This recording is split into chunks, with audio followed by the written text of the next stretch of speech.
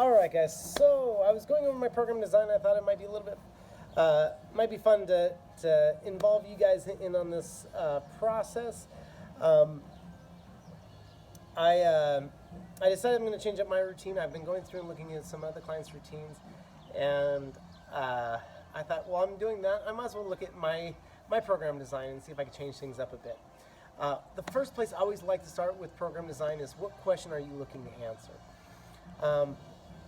So some of the questions I was looking to answer right now are the average person doesn't have things that they can work out. They don't have gym equipment per se. Like I have a lot of stuff in the garage, but what if I were to find stuff for people to do that they don't need that? And I was thinking, well, God, that might be nice for me to do too as well. Just have a break from using the barbell, using the dumbbells, using the kettlebells, using all the fun little toys that make fitness new, fresh, and enjoyable, and just get back to the old basic stuff. The other thing I've been looking to do is I try to get my clients to focus on, I've been trying to get my clients to focus on feeling. Where are you feeling? How does it feel? Where's that sensation? Focus that awareness internally as opposed to externally. I know I've talked a lot about meditation with you guys, and basically a lot of that is just drawing that focus internally and away from that external focus. Other things that I was looking to do is increase the volume. So, for a new client to start off with, really that first phase that we're doing is looking to increase the volume. So volume you can think of it as being weight times repetition. And I remember reading a article written quite a while ago. I'm not even sure this is still around. It's called PT on the Net. PT's technically it stands for physical therapist, but in this particular instance, it stands for personal trainer. And they used to have all sorts of articles, and they had this article that I really liked he was a coach, the Olympic sprinting coach, and he talked about how he wouldn't have guys run 100 meters until they showed that they could do like 5 miles. And the concept was that if they didn't do the work to get that volume built up, that 100 meters could potentially be very dangerous for them. They could pull muscles, they could do damage to themselves. And I thought about that. I thought, wow, if a professional athlete needs to build that base of volume, how much more do the rest of us need to do? And basically, you can think of the difference between volume versus intensity as if I gave you the amount of water that comes out of a fire hydrant, right? And it's just slowly going down your street, and it's got your whole entire street flooded. It's not very intense. But you funnel all that into a hose, and you get shot with that, it becomes very, very intense. Okay, for weightlifting, it's how much weight are you lifting? For cardio, it's how fast can you get or how high can you get your heart rate up? For speed, it's how fast can you get moving? So I was thinking, gosh, it'd be really good for me to go back and build as much volume as I possibly can within each one of these lifts. I wanted to make it simple, so it's something that people could follow and just give some people things that they can perfect. It's not some big long list of a million things that you need to have a trainer there to make sure that you're doing well with each one of those exercises. It's just a few different exercises that we go through and perfect those exercises. And there's something beautiful in perfecting 1 or 2 simple exercises, 3 simple exercises. That was one of the things I learned from doing Olympic weightlifting was it's only 2 exercises. And those 2 exercises are outrageously complex, and within that there's this beauty of going, oh wow, I'm doing the same thing over and over again. I'm reevaluating over and over again. How can I make that better? How can I make that more efficient? How can I blah, blah, blah? How can I improve upon these 2 simple exercises? And I did that for years. And you would think after a short period of time, you get very bored with that. And the reality is there's something that you could figure out how to make it better, okay? So the program design that I came up with was actually something that I've done before in the past. In fact, I've done so many different workout programs. I've done bodybuilding style workouts. I've done Olympic weightlifting workouts, like I said. I've done kettlebell routines. I've done all sorts of things. But this was really my start in fitness. And for me, where my start in fitness came, and kind of fun little story, was I'd heard Herschel Walker say that he did 1,000 push-ups every day. And I thought, okay, so that's how you get strong. I was probably 5 years old at this time. And I thought, okay, so that's how you get strong. So I just set out to do 1,000 push-ups every day. And eventually I went, okay, I can do 1,000 push-ups. They're not that bad. I could maybe even do more, and I could do more and more and more. And I stumbled upon a concept called gradual progressive overload, which in order to get stronger, in order to increase your endurance, in order to progress, there has to be some type of overload. It has to be gradual. It has to be occurring slowly over time, but there has to be some type of forced overload in there. And so what I would do as a child, when I was 5 years old, I'd do as many push-ups as I possibly can. I rep them out as much as I could. And the next day I try to beat that. Next day I try to beat that. Next day I try to beat that. One of the things that I liked about this routine was that it created these small little wins where I went, last time I got 50 push-ups, let me see if I could get 51 this time. Let me see if I could get to 52. Let me see if I could get to 53. And every time that you got that win, you felt a little better about yourself, built up that confidence, made you feel like you could do a little more, a little more, a little more. Right now with the virus, I think a lot of us need wins, and this is a nice way to get some wins on in. The other thing is, too, with the virus, for me personally, I live a very structured life, and I wake up at the same time. I can tell you all the meals I'm going to eat for the rest of the month, usually. Now it's very, very chaotic. I have no idea what I'm going to eat every day. My girlfriend's staying with me. Half the time she cooks, and half the time I don't know whether I'm eating meat, vegetables, fruits, or funguses, or mushrooms. So I was thinking I needed a little more structure in my life, and this was a good way of doing it. So the workout program, I'm going back to the old school days, and the funny thing is I'm having actually a lot of fun with this. It kind of reminds me of being a little kid and seeing how many push-ups I could do, see how many pull-ups I could do, see how many squats I could do. And that's the workout: push-ups, pull-ups, and squats.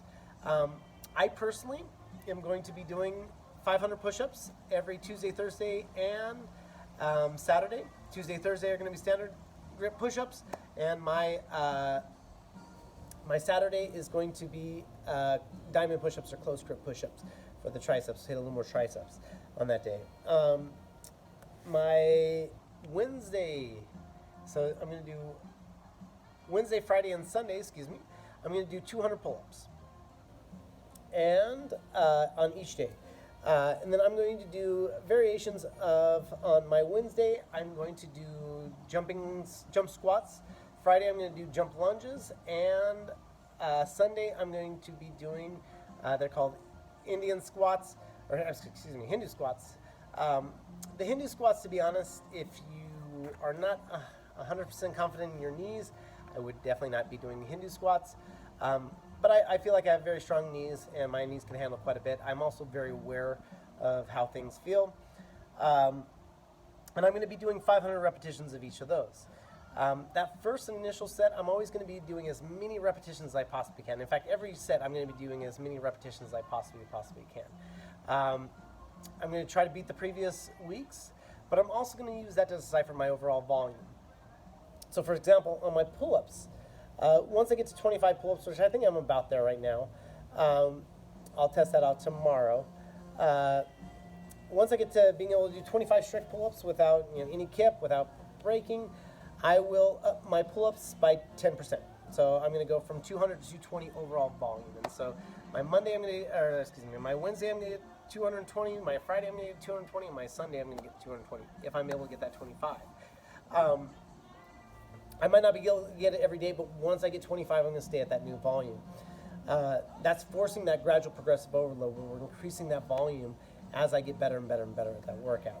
And the nice thing is that by recording that in my journal, I'll be able to say, okay, last time I got 18 pull-ups, but the time before that, I got in 24. I came in the next one a little bit sore. That's okay. If there's a little bit of drop-off, that's fine. But I'm going to, if I could get to 25, I'm going to increase that to 220. Today, I'm going to be doing 500 push-ups. If I could get to 50, I'm going to increase it to 550. If I could get to 55, I'm going to increase it to 6, etc., etc., etc. Keep on going up from there. I feel pretty confident I should be able to get 500 or 50 today. We'll see how I feel with all the volume I'm doing. Like I said, this is a pretty drastic increase in volume. And same thing with the squats. The Hindu squats I did on Sunday, I got to 70. And I think at 75, I'm going to up that from 500 to 550 and then keep on going up from there. I'll have to kind of play around with the jump lunges and the jump squats.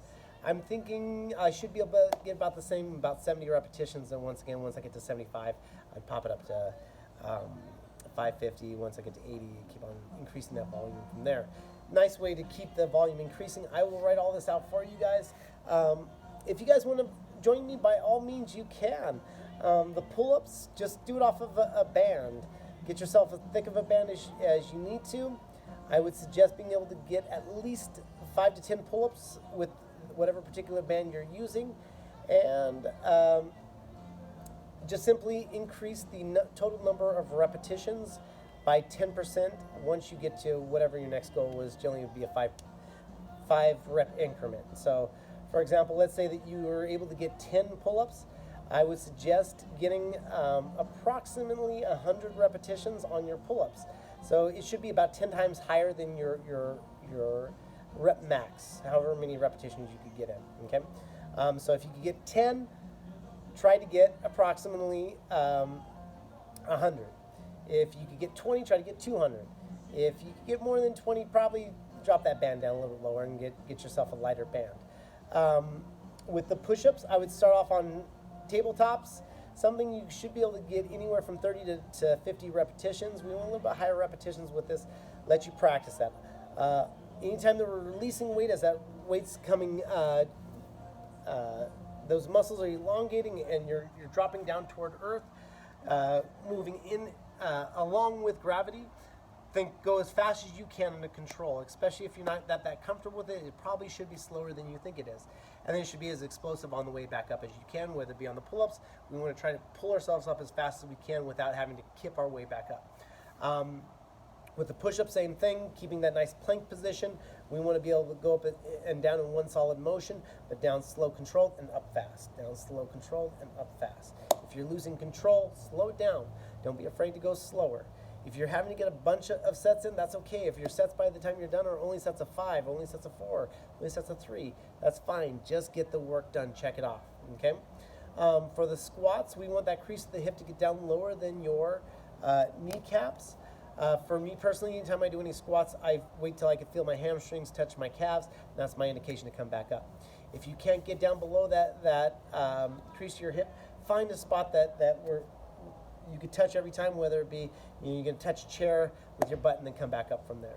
What we want is continuous motion, so we don't want to be doing 1, 2, 3, 4, 5, rest, okay, 6, 7, 8, 9, 10. We want to keep that. We want to make sure that we're keeping that motion going.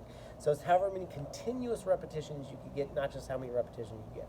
Like, for example, on my pull-ups, I can hang on a pull-up bar for 5 minutes at a time.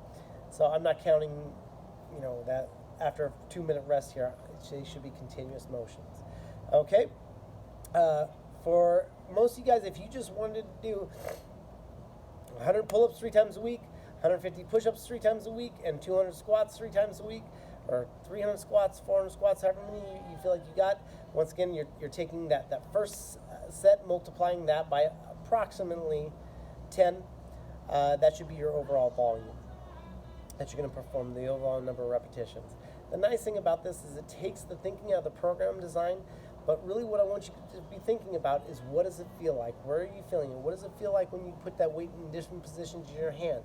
What do you feel like when you place your elbows a little bit further? What do you feel like when you concentrate on different things?